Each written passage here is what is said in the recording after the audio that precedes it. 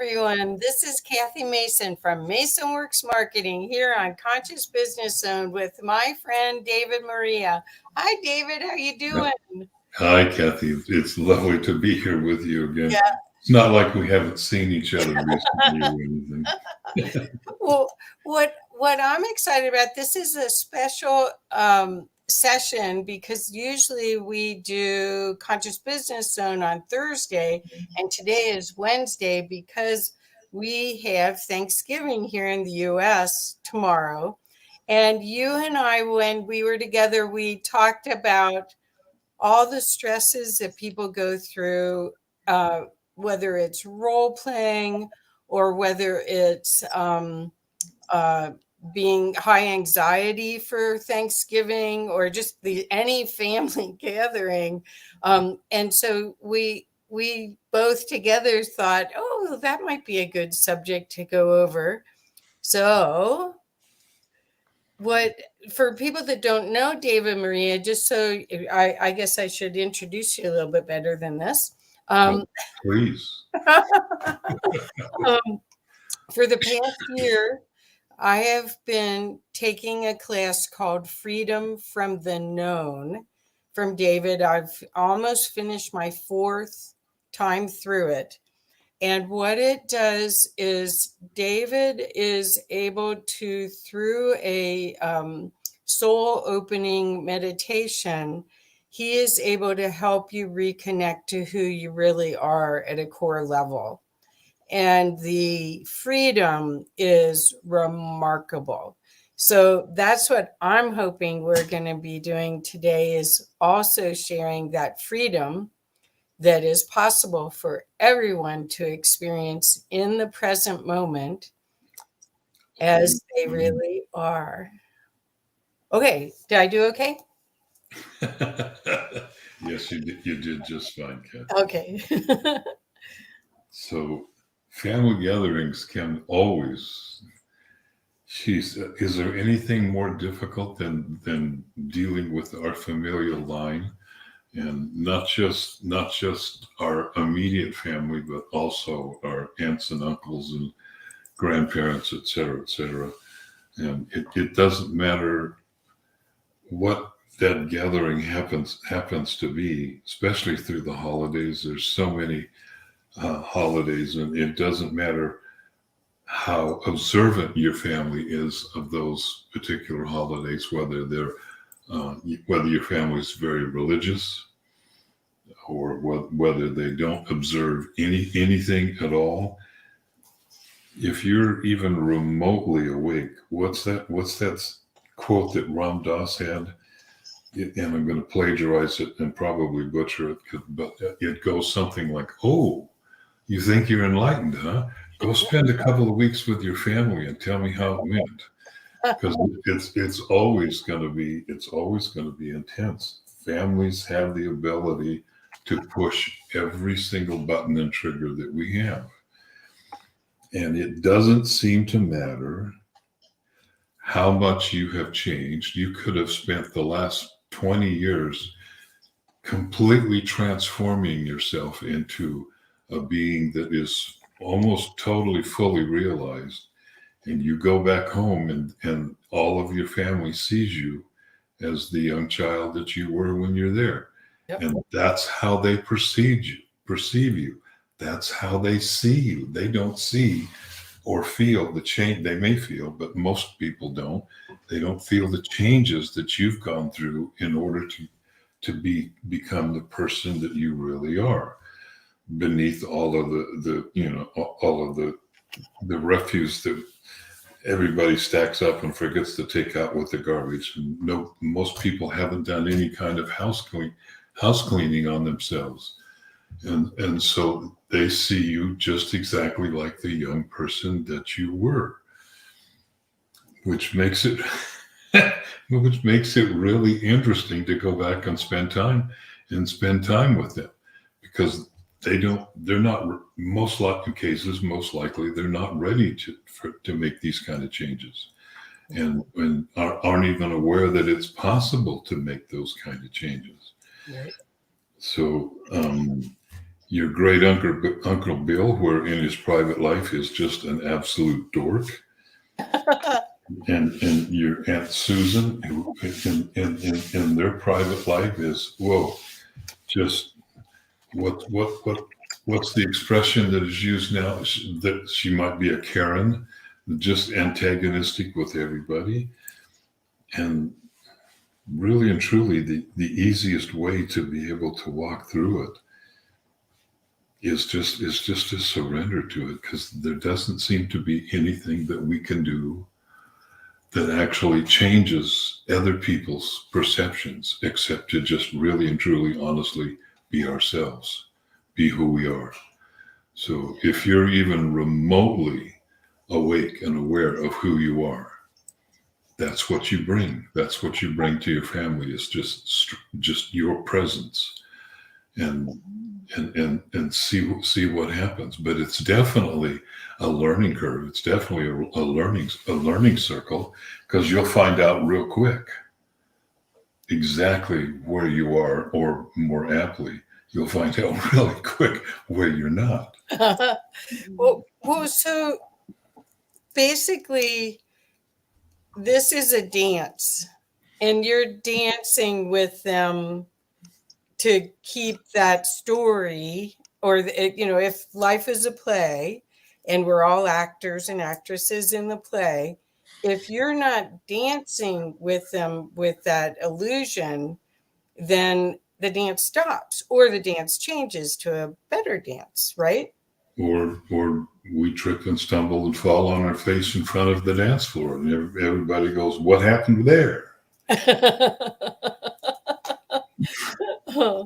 Well, so is part of this not taking it very seriously? These emotions that want to come up, the frustration or the anger or in my case, that I never was heard at all at the dinner table. There were 5 kids in 7 years. There's 7 of us. And I was just watching the play go on. I barely got a word in, believe it or not. Um, I'm not sure that's going to be easy for me to accept. Thank you very much. But seriously, what happens is, if you fall back into that observer and don't contribute, then the play goes on, the dance goes on. Do you agree? The dance will continue as long as everybody wants to dance. So it just depends upon how. So in a lot of cases, we make growth. We really change, and in that initial exuberance, we want everybody to know. We want everybody to feel what it is that we feel, to have the experience that we have. Right. And all I can say is, if that's your perspective, how's it working out for you? People are ready when they're ready, and it's taken me a while. And trust me, I'm not saying anything that I haven't been through on multiple occasions from multiple aspects. So when in 2018, when I had that major awakening in December in Africa, I was really excited. I was phenomenally excited to be able to share, to be able to start to offer classes for people to be able to come.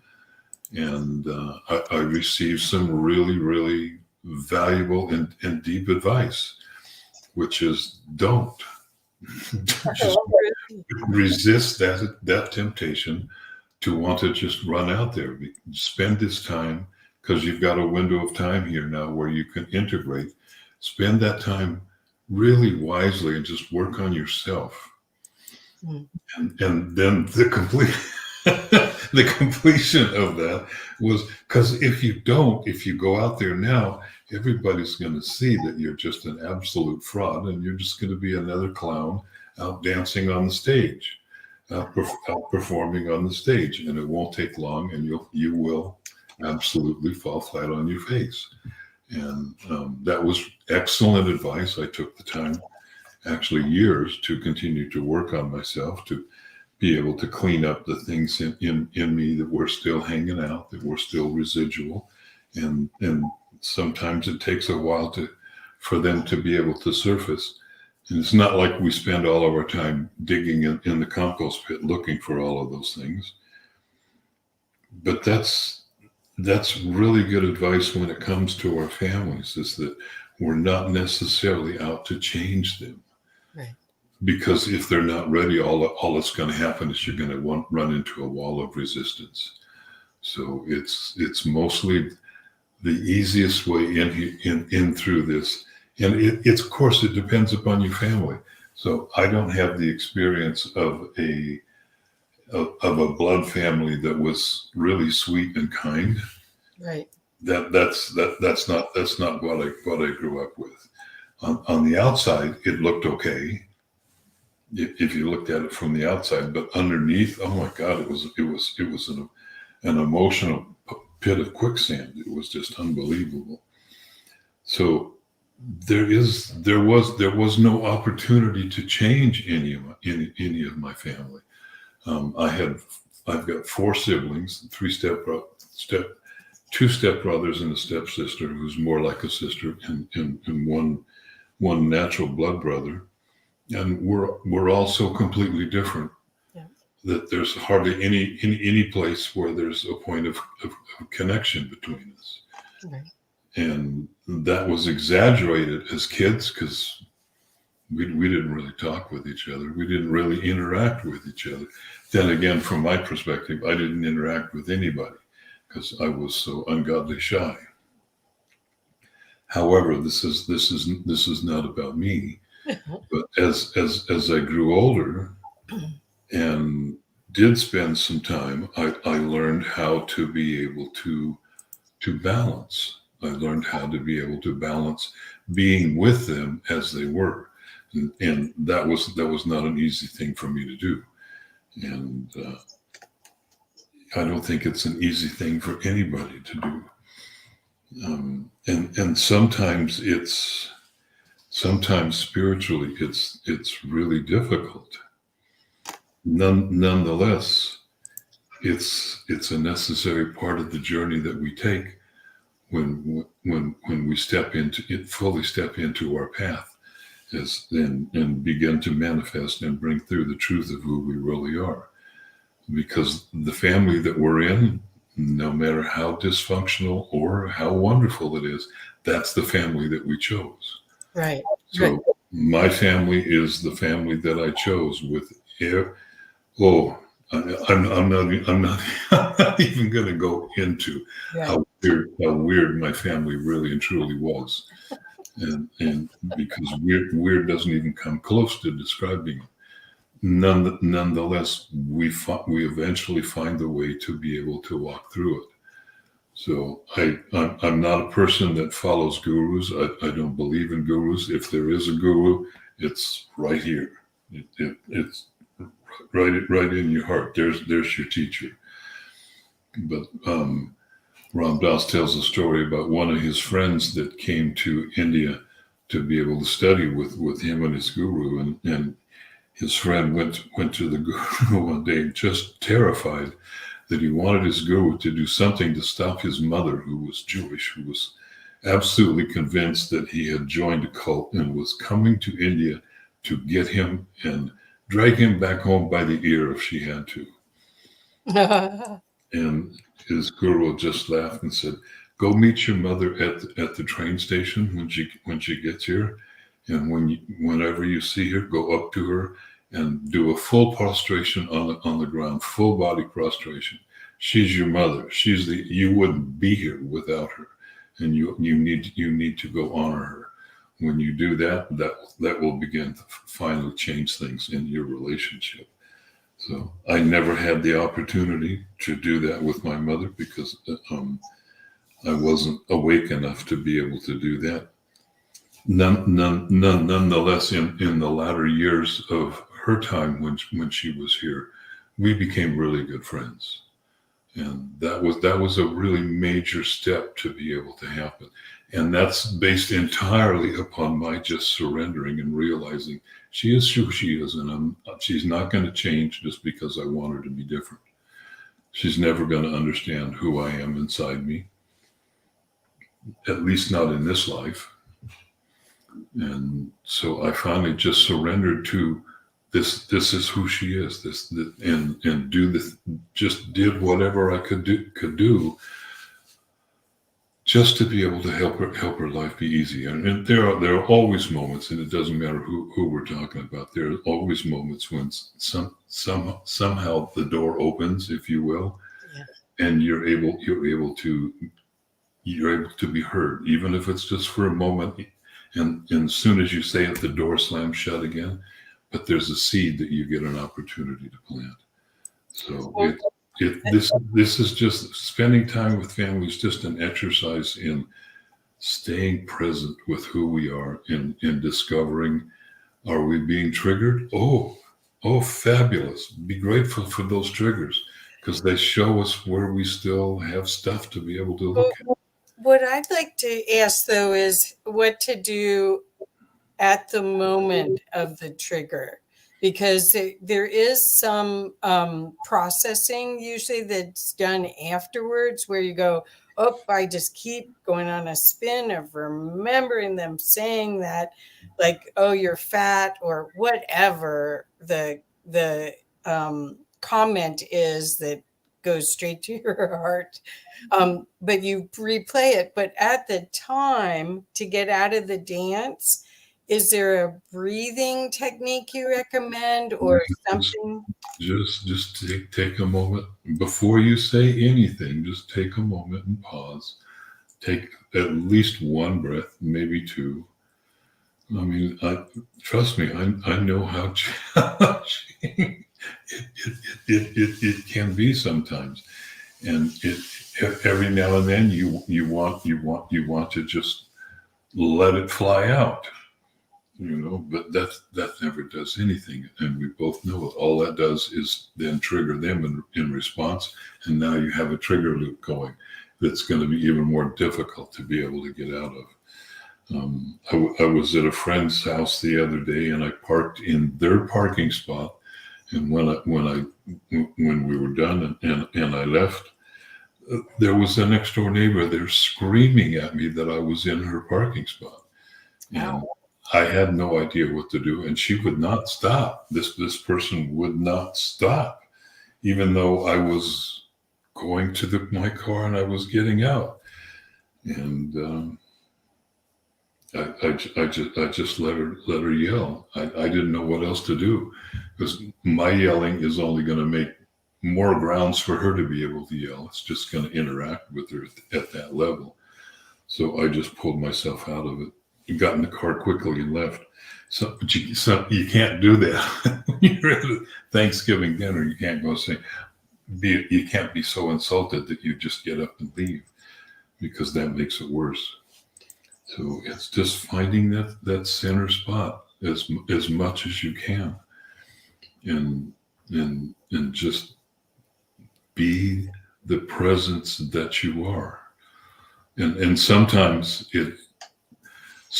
what really helps is just not to care anymore if you're right. Even if you know you're right, just who cares? Would you rather be right or have good relations with people around you? Well, And that's what I'm saying is a lot of times you'll recognize the trigger, the comment that plays. It's like on repeat in your mind. And that's a gift for you to discover the wound, the inner child wound, or whatever it is, and release it. So in a lot of ways it's great, but you do have to look at it as an observer rather than as a participant in the conversation, because I remember lots of times where I watched my two brothers um, tease my sister, and she just fell for it. And it was like, if you don't, they're only doing this to get you to react, and you react. So that's where I came up with the dance, because they were engaging each other, and the brothers knew exactly what they were doing. In fact, they were delighted that they could control. that they can still get the reaction. Yes. So in the dance, it's learning how to be responsive rather than reacting. And I mean, sometimes it's totally appropriate to just, if somebody makes a really abusive or insulting comment, sometimes it's appropriate, and they need to hear the words that will cut them off at the knees. Sometimes that's appropriate. I never remember to do that at the time. I just kind of watch, but I never seem to have the right words. I have them afterwards, after I play the scenario again. But I think the energy that you have when you walk into a room where you're in loving presence, where you're looking for love, it's a different frequency. It's not inviting for the attack anymore. It's more inviting for the loving response, right? Well, look at what happened during the last presidential election. It was not uncommon for families all across the countries family members to stop talking with each other, Right. Right. because of the political choice that they were making. I'm not going there. I'm not saying one is better than the other. That's it. That's everybody's choice to be able to go in. Mm-hmm. But to completely give up any sense of dialogue at all, boy, that's what do you do with that? I have no idea how to be able to handle it. Well, And in extreme circles, extreme families, that's how they operate all the time. It's like you're walking on pins and needles sometimes.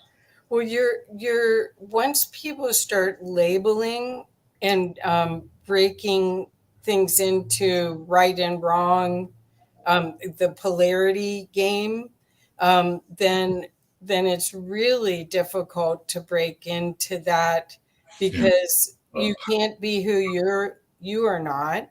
I would say impossible. Right, right. So what do you do in that case? Because there may be at the dinner table. Now, I know several people have like 30 people coming for Thanksgiving, and they're nervous. It's not just orchestrating all the food to be out at all the same time, but Food is there easy. are 30 people with 30 different hologram perspectives of the reality right now, which is in high contrast, if you want it to be. Um, what do you suggest for that person to be able to have ease and grace? Tough one, huh? Sorry. At one point, at some point in our growth, we're no longer going to be reactive to what other people do. Okay. So I'm I'm I'm not going to say that I'm all the way there, but I'm mostly there. It's very seldom that I get triggered by somebody anymore, because I just completely allow people to be who they are. That also, that said, I have the ability in most cases to get up and walk away if the conversation becomes completely untenable. That it just there's no way you're going to break through to some people, and that's kind of emblematic to where we are on the planet now. That it's almost as if there is a bifurcation of those that are making the choice that they're going to continue on spiritually with their growth, and those that are going to be held back and want to repeat the third grade for a while. And there's no blame in that. Nobody's going to be lost. Nobody's going to be left behind. It's just It's just like going through school at one level. That if you want to repeat the third grade, well, go right ahead. It's okay. And when you're ready to graduate to the next level, fabulous. Go ahead. So when it's a really untangible, I mean, if it's completely untangible, then the question needs to be asked is why are you going to the family gathering if it's that bad? If it's so bad that you can't say anything without starting an argument, then why are you showing up? Right. That's kind of a hard creation.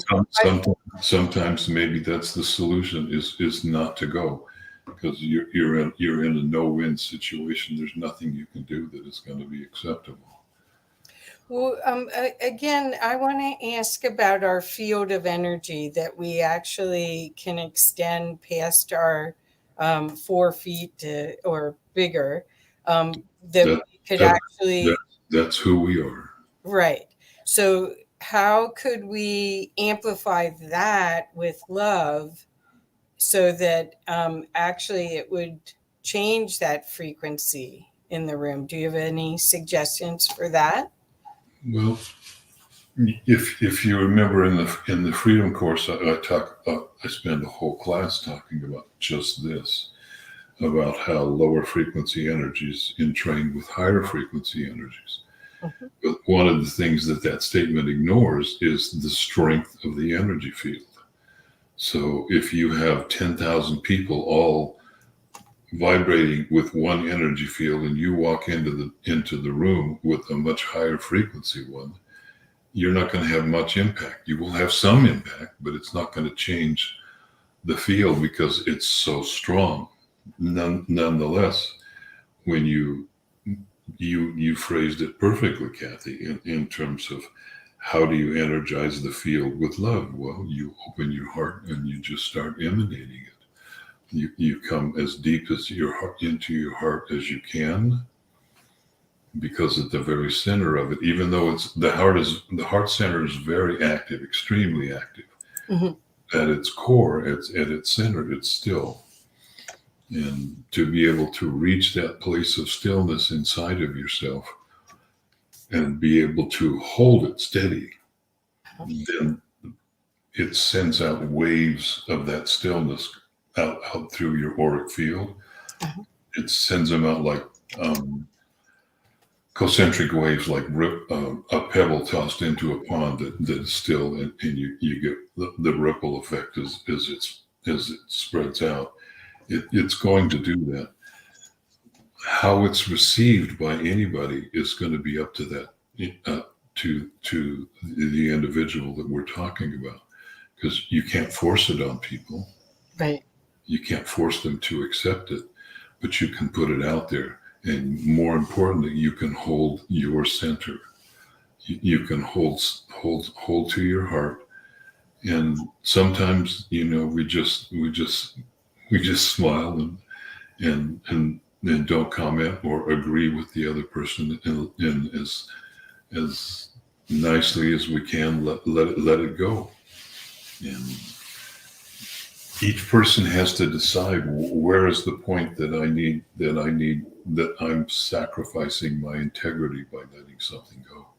It's different for each and every one of us. Right. So I don't particularly care one way or the other if I'm ever right. It just doesn't matter to me. No. That we have to assume that if we assume that everything that's in our field is for our highest good and for our learning, then anything that happens, if we can look at it in a different way also, that it wouldn't be showing up unless there was some benefit to us, correct? And we may not ever know what that benefit is. Oh, darn. It, I'm on a need to know basis, and 90% of the time, I don't need to know. It just doesn't seem to matter that I know one way or the other. Oh. Well, I have to let you know that someone has put, and I don't know who this is. Thank you both for this. You have no idea how much I needed this in this moment. So I wanted to make sure that you knew that we are helping people be comfortable in their own skin as with how they work with the energies that are available to us right now, because there is tons of light. The last portal, the last full moon and the eclipse, well, I don't know, the energies were very powerful.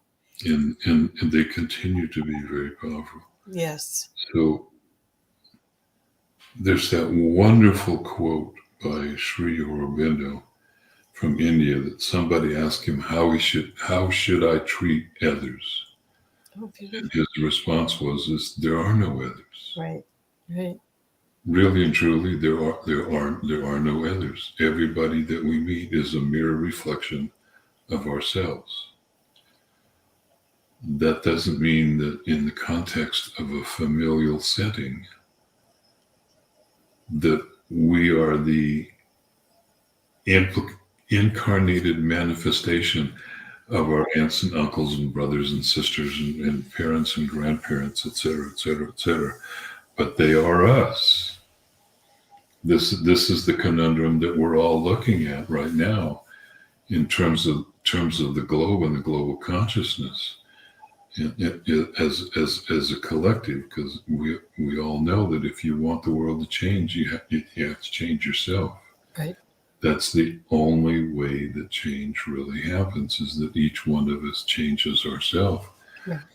And it I have no idea if I have any advice to be able to really and truly to be able to share with anybody along these lines, because the way that I work with the world at large is I just accept it as it is, and I'm not out to change any particular aspect of it. Would I, if I had the absolute power and authority to be able to do that? Absolutely. There's millions of things to change. Nonetheless, that's not my place. That's not my purview. My purview is this moment and what's in front of me. And if I'm interacting with somebody, then it's interacting with that particular person. So it makes it really fun and interesting to be able to walk through this world. It gets dicey when it comes to familiar relationships. Yes. Yes. If the definition of familiar relationships could be chaos personified, then it's just I would love to know that there, and I assume that there are of really happy families that support all, that the parents support the children in whatever they're doing, yada yada yada. I know very few that, but that's in my personal experience. That doesn't have anything to do with the realities that are out there. I'm sure there are. I just they, Well, they don't seem to be prevalent for me. I wanted to share another thing that has happened most of my adult life is I'm a vegetarian. And when I go to these family gatherings, but no matter what it is, I keep saying I can eat all the sides. I just don't want to eat the turkey or the ham or whatever it is. I just don't want to eat that. But there's always vegetables, potato. There's always everything else. But that seemed to cause drama, trauma, and something to complain about. I remember my mother's passed, so thanks, Mom. But it seems like even tomorrow I get to go to someone's house and they said, well, I made the soup so you'd have something to eat. It's like, I'll be fine. So that's another thing that where you feel like instead of can't wait to get there, you feel like you're adding a burden to the host or hostess. And that's really and truly on them. Right.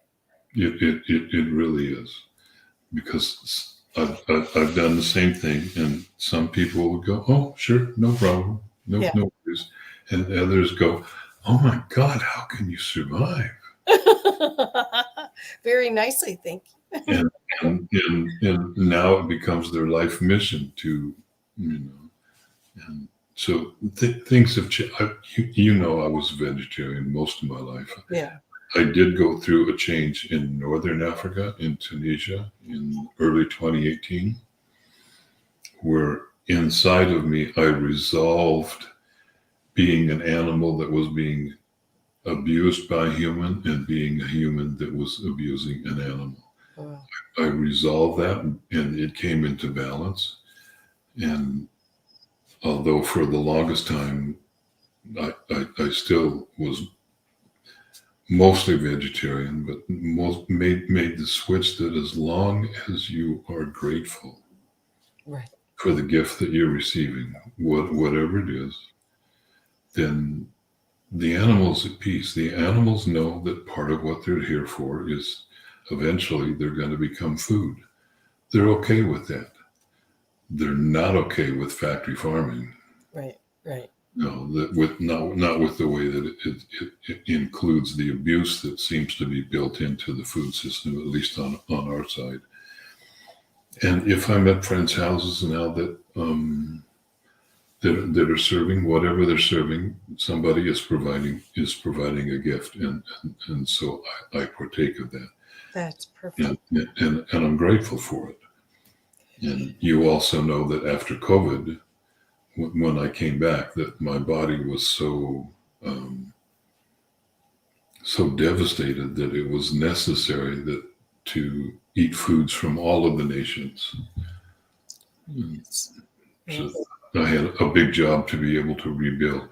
So when I was in Denver recently with Kathy, we went out to breakfast lunch one day, and I ordered a side of bacon, which surprised me. I heard the words come out of my mouth, and that's going to be interesting.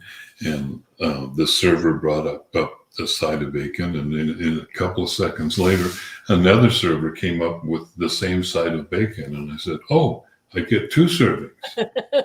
And they looked at us and said, "Yeah, okay, sure, fine, whatever." It was doubly important.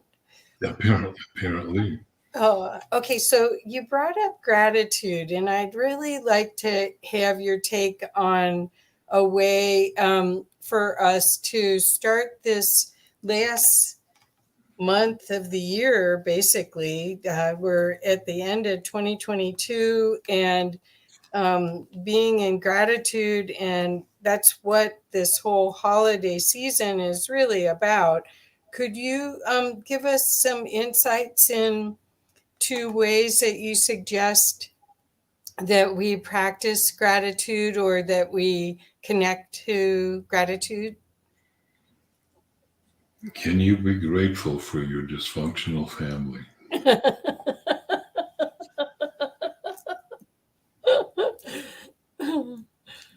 Can you be grateful for your uncle that drinks too much during dinner and then becomes obnoxious without losing it? Uh-huh. So, and trust me on this. I'm not saying that we become doormats. That we let people walk all over us. But there is a time and a place. And maybe a family gathering is neither of those. It's neither the time nor the place. Maybe it is. Every person has to look at this on their own. I just all I know is that families can be. I'm stressing the word "can be." One of the more difficult pieces of interpersonal relationships that we go through. And we all know that relationships are the biggest crucible that we can be in, because they demand that we make changes just in order to be able to interact with others. And sometimes that means being shown that we're and I'm being very polite here. Sometimes it's being shown that we're idiots, and being able to look at that and not take it personally, but just, oh, okay, so there's something here that I can work on. And each one of us has our own path to be able to walk. In my particular case, all of my parents and step parents, they're all on the other side, and I occasionally get visits from them because they have come to thank me for doing the cleanup work that we do in some of the classes where we do multi-generational work going back through our familial line in terms of cleanup, which is really, really deep and really fabulous work because we find stuff that normally we wouldn't discover if we were just looking at ourselves. And sometimes it goes way back generationally. It goes so far back, it's incredible. And yet it gets passed on. So the way that incarnation works is when we first come into incarnation, we imprint really quickly, like within the first few minutes, we imprint on the electrical patterning of our parents, of our mother and father. And their patterning is based upon not only what they have garnered for themselves in this particular life, but also what they received from their parents and their parents and their parents. So there's this long stream threads of consciousness that run through our familial line, and that's one of the big things. As you're seeing the little marquee now, freedom from the known, that's one of the big things that we work with, is cleaning up generational distortions in our field. And as you clean it from your field and go back through, it does impact your family back through time. So that's why I said there's occasionally my mother and father will come to me and thank me for the work that is being done, because it clears it from their field. Well, the reason I brought up gratitude is I think that is gratitude and appreciation is one of the highest frequencies that you can go into any kind of social experience, whether it's your family, um, or other people in business or classes or online events, where you're not in judgment, but you're in total gratitude for the opportunity to be in group and to learn, if everything is a learning experience. So I just think that gratitude and appreciation, Grandmother Parisha says appreciation's higher than gratitude. But I don't know if that is true, oh, but okay. gratitude for everything. The number of souls that are queued up, hoping beyond hope to have an opportunity to take birth in this time frame, is incomprehensible. How many souls want to come here now, and there's only a certain number of spaces available. So This is a really, really, really, really precious time to be here, because we won the lottery. we not only won the lottery, we become the lottery. So if that makes any sense at all. Well, I want you to see Terry Tupper wrote, I love you too, and very well said about the gift in food. So just Thank want you, you to know that. Thank you, Terry. Thank you, Terry. So, but let's go back to this concept of appreciation or gratitude, because that reframes everything.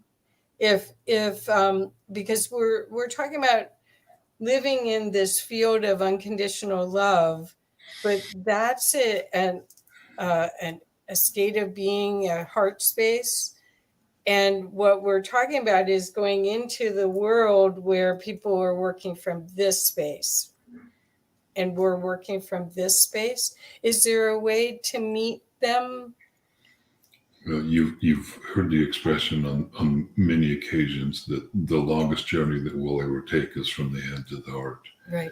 So the natural way that energy communications come to us is that it comes in through the top of our head, through our crown. We receive some kind of knowingness, a transmission, whatever word you want to use. And the natural way of doing things is to then take that and pass it to the heart and let the heart decide what it wants to do. Perfect. And if that requires some kind of implementation, the heart then gives it back to the head and lets the brain take over and do whatever doingness is necessary to be able to implement whatever it happens. But the way we have our society, and not just here, but the entire globe has been structured, is that it comes into the head and the head does whatever the heck it wants with it, and the heart is never consulted. And that's a complete disconnect from being able to feel our way into the world. And as that happens, it shuts down our ability to feel entirely. And so it could be amply said that yes, our consciousness is expanding, but it is expanding through connection to our heart, and by our heart and love, there's the higher frequencies of love are not emotional. They're not based on emotions. They may generate an emotion in the body as a response to them, but it's something much subtler and higher. There are no attachments in it. It is something that when it's in you, it's given freely, and you don't hold back. You just let it flow. You literally let your light shine in every circumstances that you're in. That doesn't mean you have to get into people's faces. You can't force them to change. What we can do is we can be so incredibly bright with the light that we shine that others begin to resonate with it. So Terry just asked, is the gratitude energy held in the heart? Well, gratitude is to me it's a reflection of grace. So yes, it is held in the heart, most definitely, Terry. And it can be really difficult sometimes to have gratitude for everything. But really and truly, the first thing that we come up against when we begin to grow spiritually is an acceptance of what is. So however life is presenting itself to you, the first step to being able to work with that or modify that, if you deem it needs to be modified somehow, is to accept it. So if you look at it culturally, the world out there with all of the different, all of the huge cacophony of voices all competing with each other for attention, all disagreeing with each other, bringing different points of view and being contentious with each other. You can't, if you engage with it, all you're doing is giving your energy to it, which makes it even worse, and you bind yourself to it. So it's the acceptance of what is that becomes really, really, really important. And that is a step in learning how to surrender, how to be able to let go and just allow that flow. And as that flow really starts to come through you, now you can begin to bring through into manifestation the things that are really, really coming through your heart. Perfect. Thank you. So I have another tough one for you. Oh. Wendy Weil had just posted on here as well, who took the class with us in in Boulder, Colorado, Mm-hmm. and she just lost her mother. So what it brought to mind is there's lots of people that are going to be at a celebration where there's going to be people missing, people that may have been there years and had a tradition with them for the holidays, whether it's Thanksgiving or Hanukkah or Christmas. Do you have any recommendation for them for how to deal with the loss of a loved one during this time? Well, you really do like to ask tough questions. Yeah, I do, because I think it'll help people. So I may not be the world's best person to ask this question. So every day on the earth, at least 250,000 people cross over and go back into non-physical, go back into spirit. And there's not a single one of them that actually dies. Yeah, the body does, but the consciousness remains. They still are, and they're still here. They haven't gone anywhere. That's not easy for most people to be able to grasp because they miss them. They miss them physically. They miss their presence. But really and truly, it is something that everybody has to come up against. And the bigger piece of that is our own mortality. Because sooner or later, this vessel is going to disintegrate and will be given back to the earth. And my consciousness, I will leave. I will go back into non-physical. It's gonna be there for all of us. So just do your best to just remember them. Just do your best to honor them without being attached to them. Don't idolize them. So if you look at the average funeral for and sometimes I hear the words that I say and I just go, what the heck is an average funeral? So there is a tendency when somebody dies that all of a sudden they become a saint. Yeah. You know, all of the stuff, they could have been the most abusive jerk that you could imagine, and all of a sudden they become a really nice person. I mean, we're nice people. We've been taught not to speak ill of the dead, and I agree with that. It's because they have shifted and they're no longer bound by the things that were happening here. But just remember them with love, without being attached. So if somebody has recently crossed over that you're very close to, for the first 3 or 4 months of their crossing, in First Nation tribes here in America, if one portion of a partnership crossed over, the remaining person was considered to be sacred for at least 3 to 4 months, because they were so close to somebody that is now back in the spirit world, in non-physical, and so they have a closer connection than most of us do to that realm, to the spirit realm. So they were considered sacred for a while, and they were treated deferentially. And then after 3 or 4 months, that was it. That was it, because now in the context of a tribe, which we no longer have those same kind of parameters going on, because we're much more diverse in terms of we don't have to do everything ourselves the way it used to be. But at that point, the person had to return to the tribe because they were needed. Whatever skills that they brought to the collective of the tribe, they were needed to be able to fulfill that.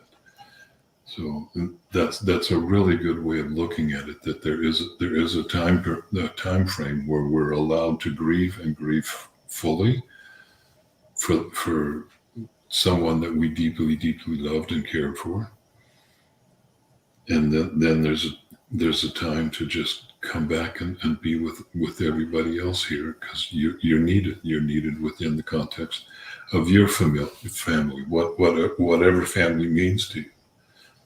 Perfect. Perfect. Thank you.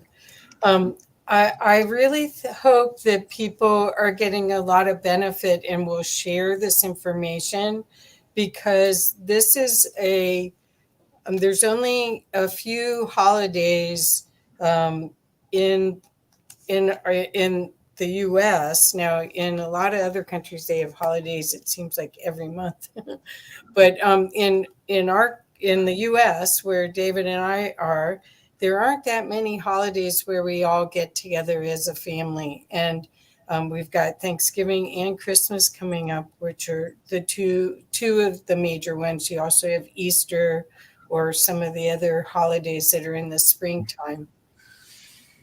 Don't forget, don't don't leave Kwanzaa out of there. Oh, There's ample Jewish holidays that are coming up. right. There's Well, ample Islamic holidays that are coming up. well, the reason I'm bringing it up is that this is just in time information for people to start to really get the gift of all of this, rather than the pain, focusing on the pain or the trauma or the drama that you anticipate is not the way to walk into one of these events. The way to walk into it is with a lot of gratitude and openness to see what gifts you'll receive from it, as assuming and going in expecting gifts from it, correct? I had more than a few Thanksgivings where a lot of where there were moments. There were moments with my mother. There were moments with my sister-in-law that were just beautiful,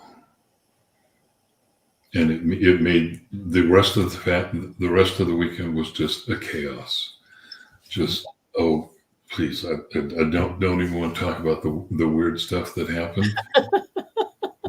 But for those few moments, it was worth everything to be Yeah. there for Yes. just for those moments. Wonderful. And I wasn't. This was a long time ago. So remember, I'm not a spring chicken anymore. So this was back in my 40s and early 50s, and I wasn't nearly the person that I am now. But still, those moments, incredibly precious, incredibly precious. So I want you to know that Denise Chadwick's here, and she says, breathing into the heart first Yep. before a situation such as this, I find really helps me. Yes, That's where we start, Denise. You know that. yes, she knows it well. So, well, again, the Just 1 second, oh, Denise. I love your new dragon. Thank you, and I look forward to you waking her up. okay. Well, so everyone, I hope that you'll share this information, and that the energy that's carried within these words and the frequencies that are in this discussion will soothe and help you during this time. We are in a time of chaos, and whether or not it's a family event that we focused on today, but this whole time is meant to wake up and to unleash the frequencies that are stuck in your field, correct?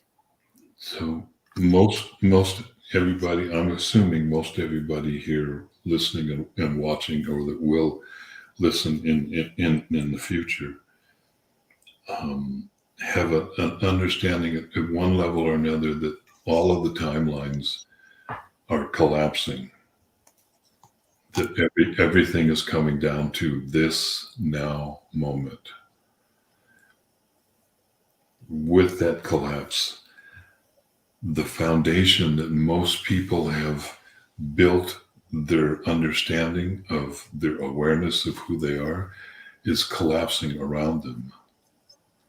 And this is why I offer a course that is named Freedom from the Known. Even though I discovered a year after I came up with that phrase that it was a book written by J. Krishnamurti back in the 30s. So the foundation that people have built their awareness on is collapsing around them. The foundation of who they thought they were, which is most people think that we're the thoughts that we have. That's not true. That's just completely an illusion, and that's falling apart. So most people at one level, whether they wish to admit it or not, or whether they're conscious of it or not, at one level they are struggling, trying to find where do I grasp, where do I hold on. I did a post a while back by the Lama Trumpa that said the bad news is that we're falling and you don't have a parachute. And the good news is there's no ground. So we're literally going into non-physical. We are involved in the most miraculous change of humankind that has ever happened, and it's being watched and watched closely all over this universe. Right. Every being out there is watching to see what it is that we do. How do we respond? Because we have this incredible opportunity being presented to us to completely change at a core level. We're able to change our carbon-based beingness into crystalline light and become that light. And it's a fairly disconcerting process for someone that might not really be ready. So a lot of us here, we've done some of the work. We know that we're ready. That's why we came here. We came here to do this. And we have all of the abilities and gifts that we need in order to accomplish that. But that's not the case, or yet that's not the case for a lot of people on the planet. That's right. And so it's difficult for them. So this is where our ability to be grateful and to have compassion and to stay centered in our hearts and do whatever is presented to us that feels like the appropriate thing to do with our family and friends, especially with our families.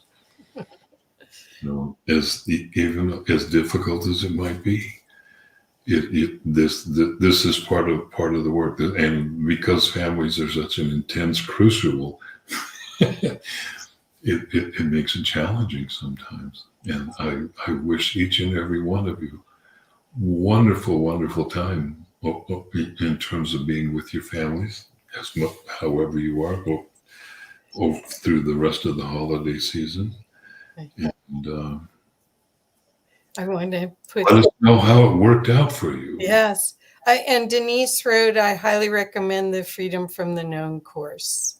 So she took it with us, I think, 3 times, I think. That I know. Yeah. Yeah. I highly recommend it myself. Well, yeah, you're taking it alongside us, although it's you and you. That is kind of hard to explain. Okay, so I want to sign off because we're out of our time. And I really hope that this helped all of you. Thank you very much for the people that have commented and have shared this information. This is the time that we can really help ourselves by showing up in a whole new way, changing the dance, getting free from those programs that have been running, and look at the new opportunities with joy and anticipation for 2023. So, David, anything else you'd like to add and how they can contact you, please? For the rest of the foreseeable future, however that is, which is always in this now moment, have fun, enjoy yourselves, laugh, play, do whatever. You can always reach me at theedentemplate.com. There are several classes that they're not developed yet, but they will be announced soon. On January 1st, I'm going to do my annual free class that I offer in celebration of my birthday, harking back to more what we would call indigenous cultures, where on your birthday you didn't get presents, you gave gifts. So I always offer a free class for everybody that wants to come. That'll be announced soon. If you've signed up for my mail list, you'll get a notification of when the class comes. The next Freedom from the Known course will begin January 7th. Technically, I've said registration opens on December 3rd, but it's really open now. Oh. Anybody that wants to come in, you're more than welcome to sign up. And I'm also going to break up the class into 4 vignettes, so that, because I really do understand that doing an 11-week class on Saturdays is a big commitment for a lot of people, especially if you're a family and you have kids. That may be your only day to really do things with your family. So I'm going to break that up into 4 3-week categories. I'll add another class and make it easier, and just allow anybody to take anyone that they want. Well, to let people know also is that not only do you have this wonderful group of people that you take the class with, which really does amplify the energy, you also get recordings for each class, so you can listen to it over and over again, which each layer comes off. And you know, when you just said 11, that means I've taken 44. At least. Oh my gosh. Anyway, wow. Wow. I should be cooked. Oh well, I'm not. You're not. Go here. Neither am I. Yeah. Okay. Well, thank you so much. Everyone have a happy holiday. If you're seeing this after Thanksgiving, fast forward that to whatever holiday you've got coming up, and know that you are very powerful and richly blessed. And we are so, so, so excited to be here with you, learning and growing with you. Thank you. We're all just walking each other home. That's right. Thank you, everybody. It's been such a delight and a pleasure to be here, and I hope your Thanksgiving is pleasant and filled with ease and grace. Thank you. Thank you. Thank Blessings. you, everybody. Blessings.